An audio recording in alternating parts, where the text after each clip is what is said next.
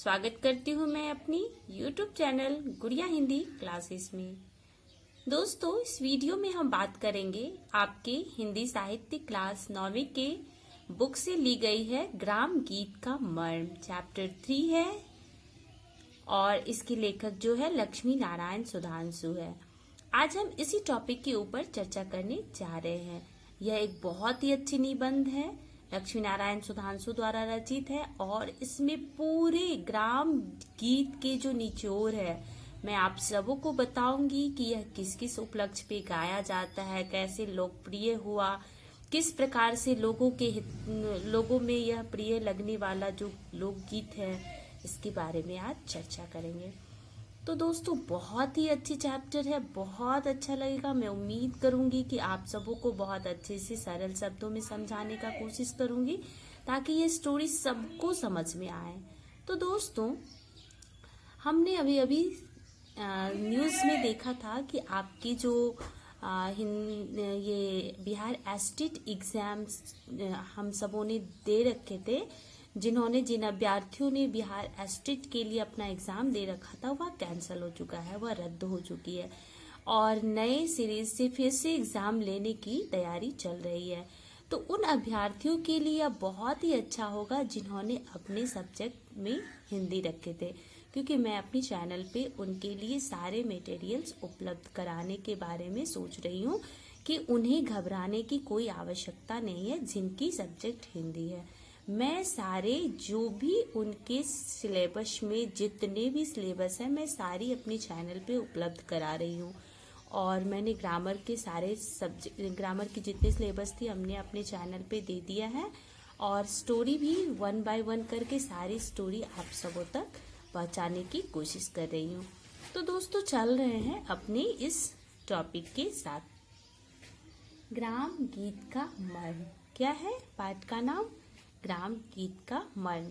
तो इस पाठ को स्टार्ट करने से पहले आप सबों को लेखक के बारे में बता दे रही हूँ, क्योंकि लेखक भी बहुत ही इम्पोर्टेंट है।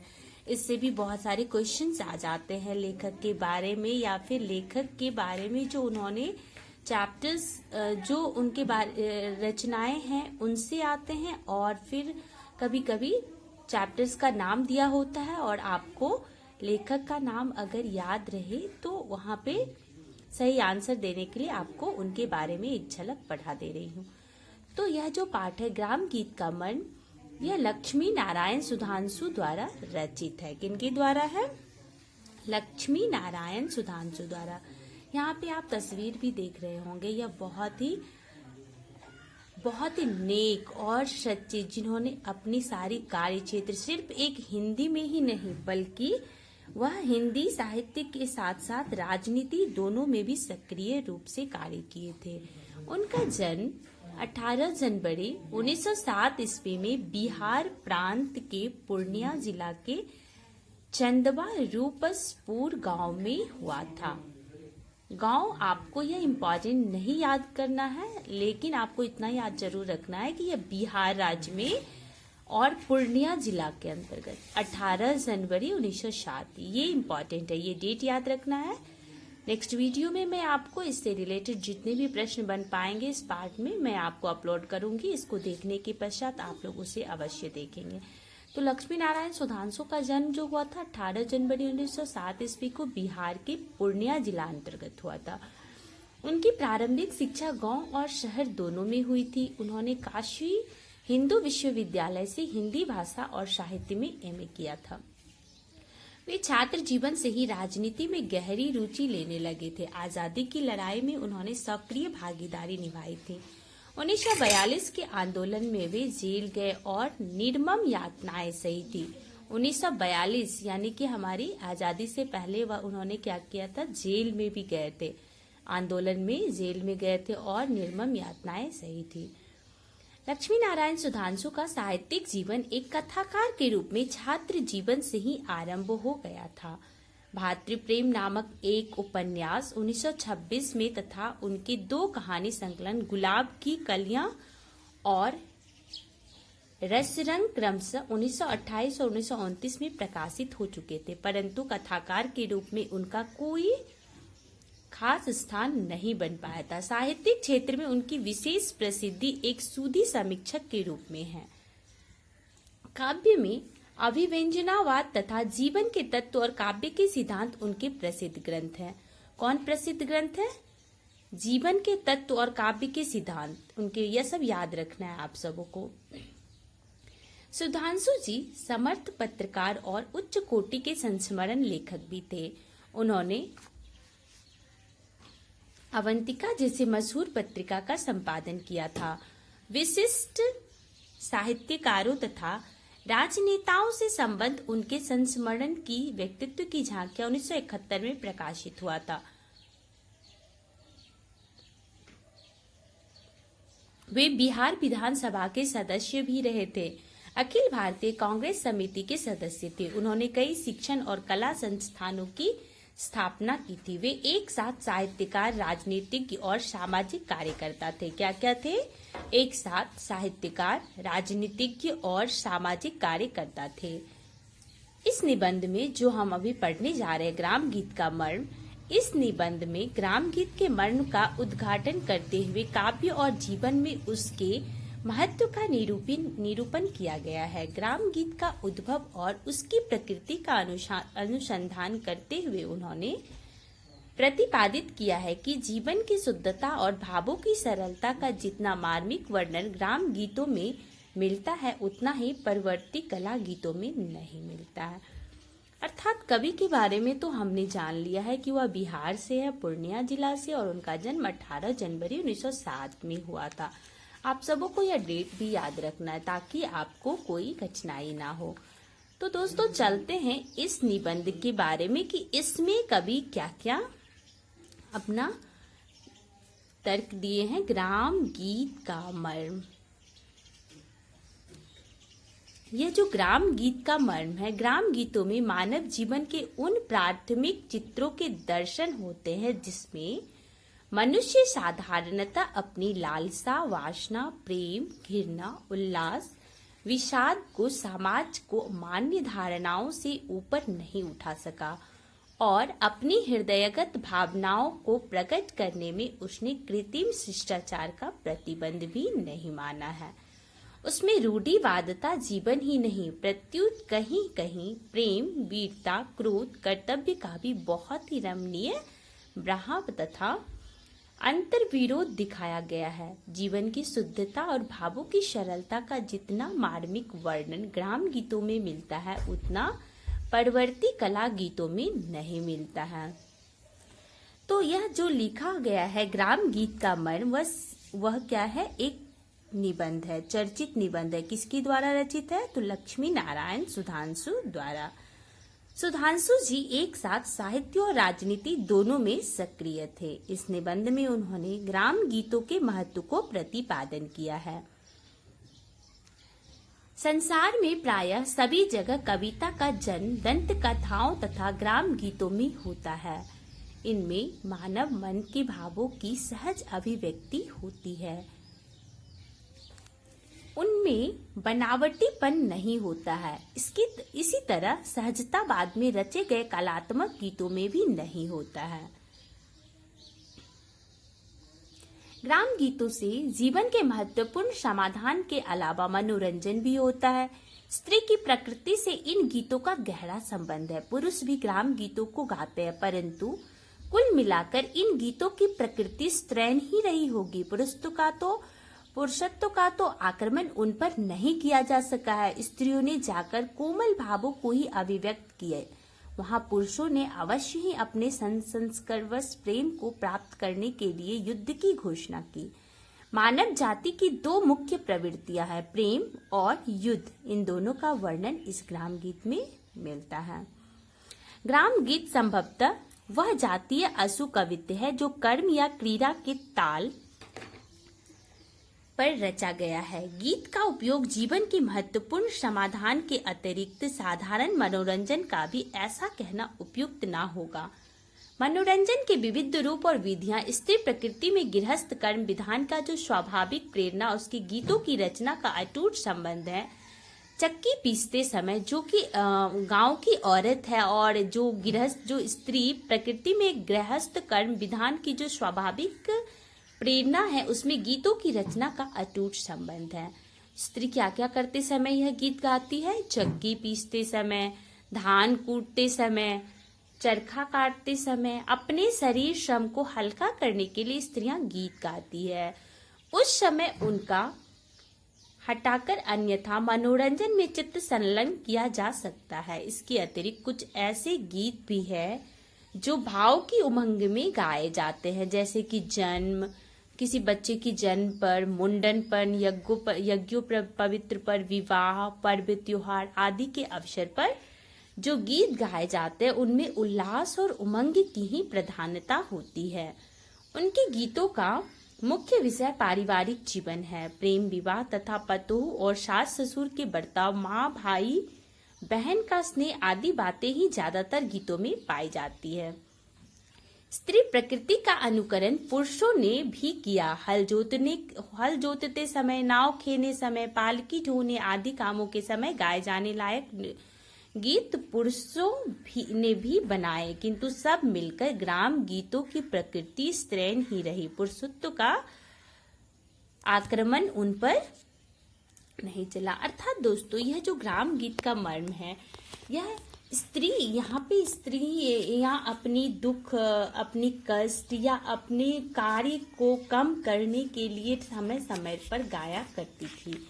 यह तो उन दिनों की बात है, लेकिन अपने श्रम को कम करने के लिए या फिर अपने खेतों में धान रोपने के समय या फिर होली के त्योहारों पर, मुंडन पर, बच्चों के जन्मोत्सव पर, यज्ञों पवित्र पर, विवाह पर और बहुत अन्य कई ऐसे प्रोग्राम होते हैं जिनके बारे में आप सबों को अवश्य ज्ञात होगा, और जो बिहार से बिलोंग करते हैं उनको तो जरूर मालूम होगा, क्योंकि वहाँ पे समय समय पर कई ऐसे पर्व त्योहार होते हैं जिसमें कि यह लोकगीत जो है उनके द्वारा गाए जाते हैं। किसी भी अन्य ऐसे त्योहारों पर, जैसे कभी कभी सामा चकेवा होता है उसकी गीत गाई जाती है, या विवाह में बहुत सारे ऐसे फंक्शन होते हैं जिसके अलग अलग गाने होते हैं, तो आप सबों को तो बहुत अच्छे से ज्ञात होगा। तो स्त्रियां किन किन कार्यों के लिए गीत का गाने में प्रयोग करती थी? तो धान कूटने समय, धान रोपते समय, चरखा काटते समय, तो बहुत सारे ऐसे समयों पर यह गाना गा करके, यह गीत को गा करके अपने श्रम, अपने थकान को कम किया करती थी। स्त्रियों ने जहाँ कोमल भावों की अभिव्यक्ति की है, वहाँ पुरुषों ने अवश्य अपने संस्कार व प्रेम को प्राप्त करने के लिए युद्ध घोषणा की है। इस प्रकार मनुष्य की दो सनातन प्रवृत्तियां, प्रेम और युद्ध का वर्णन भी ग्राम गीतों से मिलता है। वाणी है मस्तिष्क की ध्वनि नहीं। वाणी क्या है? मस्तिष्क की ध्वनि नहीं। इसमें संदेह नहीं है कि ग्राम गीत से ही काल्पनिक तथा वैचित्र्य पूर्ण कविताओं का विकास है। यही ग्राम गीत के जीवन के अनुकरण से कला गीत के रूप में विकसित हो गया है, जिसका संस्कार अब तक वर्तमान जीवन के अनुक्रम से कला गीत के रूप में विकसित हो गया है। जिसका संस्कार अब तक वर्तमान ग्राम गीत भी प्रथमतः व्यक्तित्व उच्छ्वास यानी कि विषादपूर्ण और वेदना को लेकर उद्गीत किया गया है। ग्राम गीत की कला के अपनी रूढ़ियां बनाकर चले हैं। समरूपत्व यानी कि समरूपत्व का निर्वाह भी संभव ना होता है। ग्राम गीत की रचना में जिस प्रकृति और संकल्प का विधान था, कला गीत में उसकी अपेक्षा करना समुचित ना माना गया था।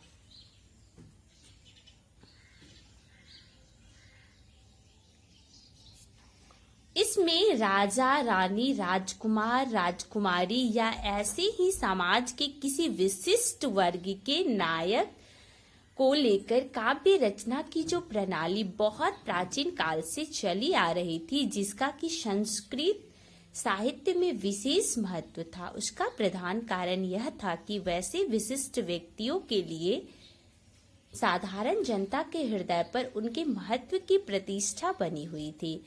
उनमें धीरोदात्तता, दक्षता, तेजस्विता, रूढ़िवादिता, वाग्हीनता आदि गुण स्वाभाविक माने जाते थे।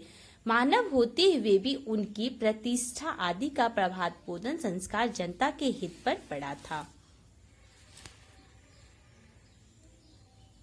परिष्कृत साहित्य के नायक राजा रानी, राजकुमार राजकुमारी आदि बनते थे। उसमें धीरोदत्ता, दक्षता, तेजस्विता, रूढ़िवादिता, वाग्मीता आदि गुप्त स्वाभाविक माने जाते थे, परंतु ग्राम गीत में जनसाधारण से ही नामक नायक और नायिका लिए जाते थे। ग्राम गीत, इसमें क्या होता था ना कि इसमें जो वर्णन होता था वो राजा दशरथ, राम, कौशल्या, सीता, लक्ष्मण, कृष्ण, यशोदा आदि जनसाधारण के चरित्र को ही प्रकट करते थे। यह पौराणिक चरित्र यानी कि दशरथ का नाम लेकर के ससुर जी का नाम, यानी कि ग्राम गीत। अब यह प्रवृत्ति काव्य गीत में चलने लगी थी कि एक दुखी भिखारिनी की भी हृदय की उच्चता में रानी को मात कर सकती थी। उच्च वर्ग के लोगों के प्रति समाज में विशिष्टता की धारणा ज्यों ज्यों कम होने लगी थी, त्यों तो निम्न वर्ग के प्रति हमारे हृदय में आदर का भाव जमने लगा था। हृदय की उच्चता, विशालता किसी में हो, चाहे वो राजा हो या भिखारी, उसका वर्णन करना ही कवि कर्म होता था। किंतु ग्राम गीत के वे मेरुदंड समझे जाते थे, यानी कि रीढ़ की हड्डी। क्या समझे जाते थे? रीढ़ की हड्डी समझे जाते थे। और बच्चे जो थे, बच्चे पहले भी और अभी भी, बच्चे को क्या होता था ना, वह हमेशा अब भी और पहले भी राजा रानी, राक्षस, भूत, जानवर आदि की कहानियां सुनने को ज्यादा उत्सुक रहते थे, उत्कंठित रहते थे। उत्कंठित का अर्थ होता है उत्सुक रहना। टानी की कहानियां ऐसे ही हुआ करती थी। साधारण पक्ष प्रत्यक्ष जीवन में जो घटनाएं होती है उसके अतिरिक्त जो जीवन से दूर तथा प्रत्यक्ष उनके संबंध में जानने की लालसा तथा उत्कंठा अधिक बनी रहती थी। वैसे कहानियां ज्यादातर रुचिकर मालूम होती थी। मानव जीवन का परस्पर संबंध सूत्र ऐसा चरित्र होता था कि वह एक काल और एक देश में बुरा समझे जाते थे। रोमांस के नाम पर फल फूल कर अपने सौरभ के पूर्व को भी आकर्षित करने लगा था। इसमें विरहाकुल पुरुष पक्षी लता दुम सबसे अपनी, किंतु क्रुद्ध मनुष्य अपने शत्रु का पता प्रकृति से नहीं पूछता। यही कारण है कि प्रेमिका या प्रेमी प्रकृति के साथ अपने जीवन का जैसा साहचर्य मानते हैं वैसा और कोई नहीं मानता। मनोविज्ञान का यह तथ्य काव्य में एक प्रणाली के रूप में संविष्ट हुआ है। तो दोस्तों, अब तक हमने यह जाना है इस पाठ के अनुसार कि जब इसमें यह भी वर्णन किया जा रहा है गीतों के माध्यम से कि जब राम अपने भार्या यानी कि प्रिया को खोजने के लिए, तो यह क्वेश्चंस भी बन सकता है कि अपने प्रिया को खोजने के लिए कौन विरहकुल के मतलब कौन से भगवान के बारे में पूछा जाएगा। तो आपको यह याद रखना है, तो श्री राम ही थे जिन्होंने पक्षी से या फिर ऐसे जंगल जीव जंतुओं से पूछ रहे थे कि किसी ने हमारे भार्या को देखे हैं, ऐसा करके पूछते थे। तो ग्राम गीत में ऐसे वर्णन हुए हैं जहाँ नायिका अपने प्रेमी की खोज में बाघ, भालू, सांप आदि से उसका पता पूछती चलती है। आदि कवि वाल्मीकि ने विरह विहल राम के मुख से सीता की खोज के लिए ना जाने कितने पशु पक्षी, लता दुम आदि से पता पूछवाया था। आप सभी ने देखा भी होगा सीरियल्स के माध्यम से, और आप सभी ने पढ़ा भी होगा कि ऐसा कौन थे। तो वहां पे कौन होगा? श्री राम। श्री राम ही ऐसा थे जिन्होंने, वाल्मीकि जी ने अपने रामायण में भी लिखे हैं, आदि कवि वो हैं। और वह विरह विहल राम के मुख से सीता की खोज के लिए ना जाने कितने पशु पक्षी, लता दुम आदि से पता पूछवाया था। तो प्रेम या विरह में समस्त प्रकृति के साथ जीवन की जो समरूपता देखी जाती है वह क्रोध, शोक, उत्साह, विस्मय, जुगुप्सा आदि में नहीं देखी जाती है। तो विरहाकुल पुरुष पशु पक्षी लता द्रुम सबसे अपनी क्या करती है? वियुक्ता प्रिया का पता पूछ सकती, किंतु क्रुद्ध मनुष्य अपने शत्रु का पता प्रकृति से नहीं पूछता है। क्रुद्ध मनुष्य अपनी शत्रु का पता प्रकृति से नहीं पूछता है। तो यहाँ पे हमें इस निबंध में, इस कहानी से हमें यही ज्ञात होता है कि जो एक तो ग्राम गीत का हमें ग्राम जो लोग श्रम करते हैं, जो औरत होती है वह अपने कार्य करते समय ग्राम गीत, जो लोकगीत होते हैं, गांव के गीत होते हैं, जो लोगों में प्रिय होते हैं, तो वो कब कब गाए जाते हैं? तो धान रोपने समय, या फिर नाव खेलने समय, या फिर धान कूटते समय, या फिर जो जेंट्स होते हैं वह भी कुछ ऐसे कार्यों के समय में गाते हैं अपने थकान को कम करने के लिए। तो दोस्तों, इस कहानी से हमें यही सब सीख मिलती है। अगर यह वीडियो अच्छी लगी तो आप सभी लाइक करें, कमेंट करें, और इस स्टोरी को पढ़ने के पश्चात हमें जरूर बताएं कि आपको और कौन सी स्टोरी चाहिए। तो दोस्तों, मैं चाहती हूँ कि बिहार एस्टेट से रिलेटेड सारे वीडियोस आप तक पहुँचाऊँ, और आप हमारे साथ थे। आप इस चैनल को सब्सक्राइब कर लें, उस वीडियो को लाइक करें और अपने दोस्तों को भी शेयर करें। धन्यवाद दोस्तों, मिलते हैं इसके पार्ट 2 में इससे रिलेटेड सारे प्रश्नोत्तरी को लेकर के।